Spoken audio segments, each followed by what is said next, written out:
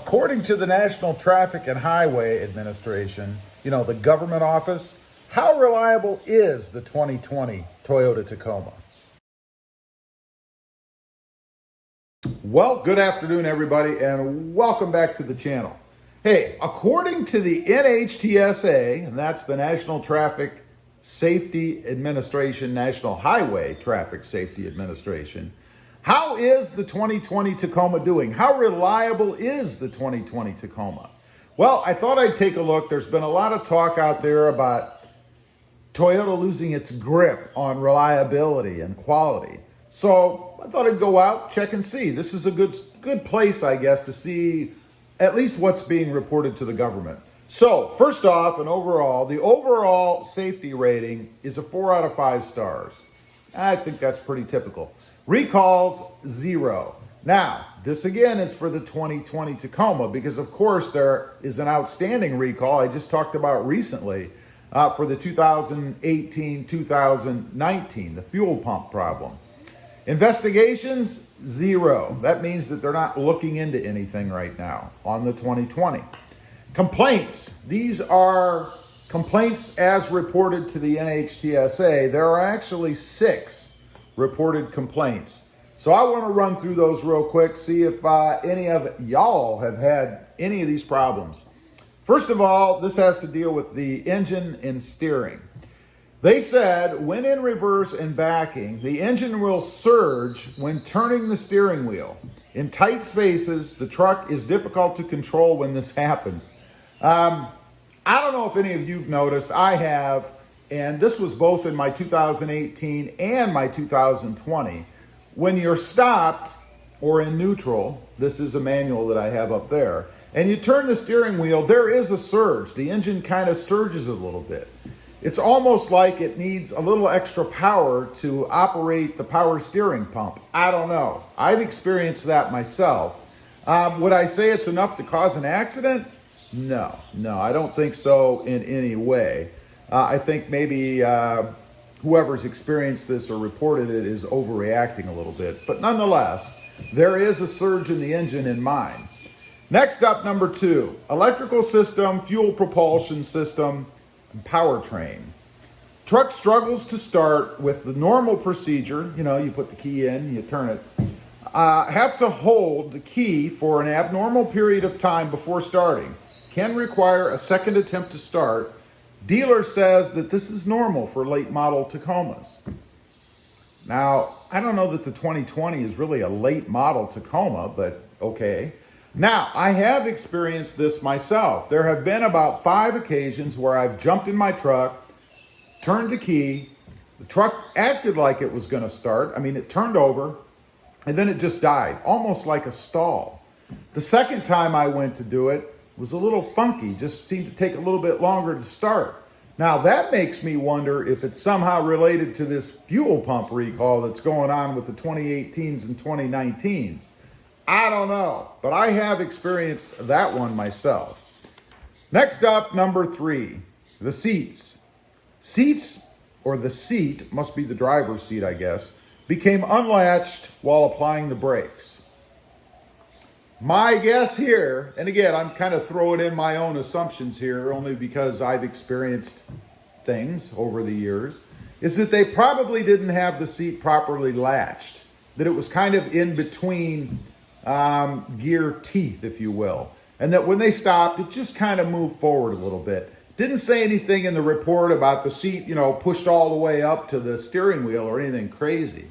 But I've had that happen. Now, it's a little interesting that Toyota has the automatic seats, or the electric seats, I should say. So I'm not sure how they could be in between a gear, let's say, but it is possible. And I'm thinking that's probably what happened here. Number 4 has to deal with the engine, and this one is pretty troubling, actually. Catastrophic engine failure on the highway, engine seized with just 1,400 miles. Wow, could you imagine? Now, it doesn't sound like this is the fuel pump to me. Since they're stating that the engine seized, they did take it into a dealership. They said that it sat at the dealership for a month. There was no further information. They didn't really state, they being whoever complained about this, that the truck was fixed or what the resolution was. But there was a problem, and it did seize with only 1,400 miles. I'd almost think that it was lacking oil or something. I don't know. Number 5, brakes. While traveling at 40 mile an hour, the brake pedal was depressed but pulsated. Now, I don't know if any of you are familiar with the way that most modern vehicles brake. I'm sure most of us are. You know, you hit the brake, and if the tires start to break loose, the brake will pulsate. It's supposed to keep the brakes from locking up, right? Anti-lock brakes. Now, if you jam it all the way to the floor, it's going to pulse while you're sliding.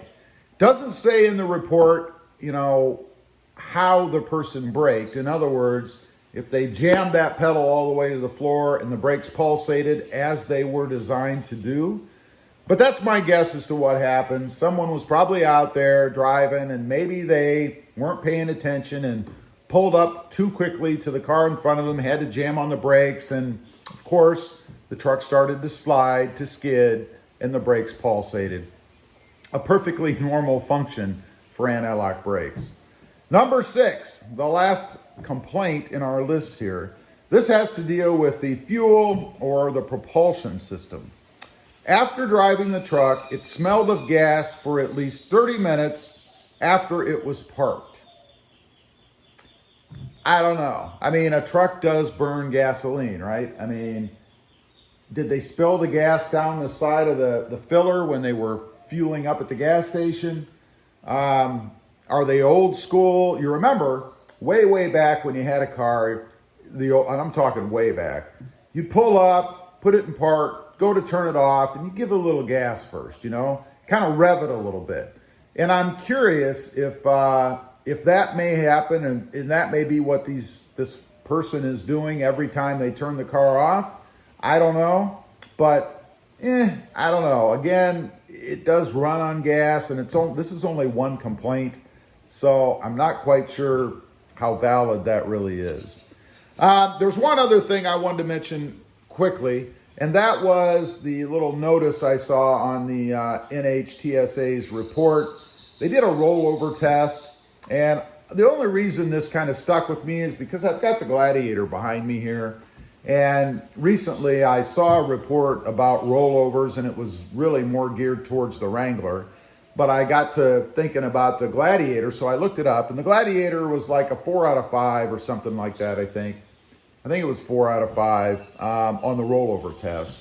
And the Toyota Tacoma was the same, so it didn't rank any worse or any better than the Jeep did. I just thought that was kind of interesting because typically Jeeps, especially Wranglers, are known for having a rollover problem because they have such a high center of gravity.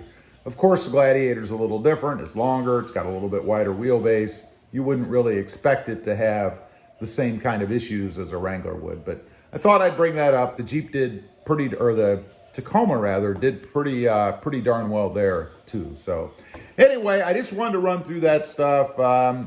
Toyota's been getting a black eye lately because of all of the recalls between the Tundra and the Tacoma and some other vehicles, pretty much all their vehicles.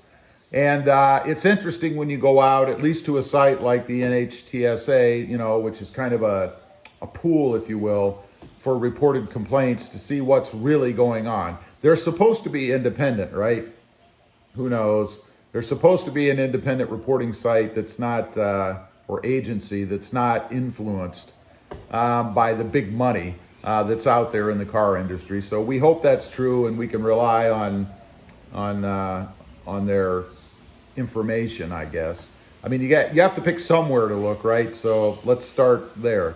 Anyway, leave a comment down below. Let me know if you've experienced any of these things, particularly the stalling or the hard start, especially if you've got a keyed vehicle where you have to turn a key to start it.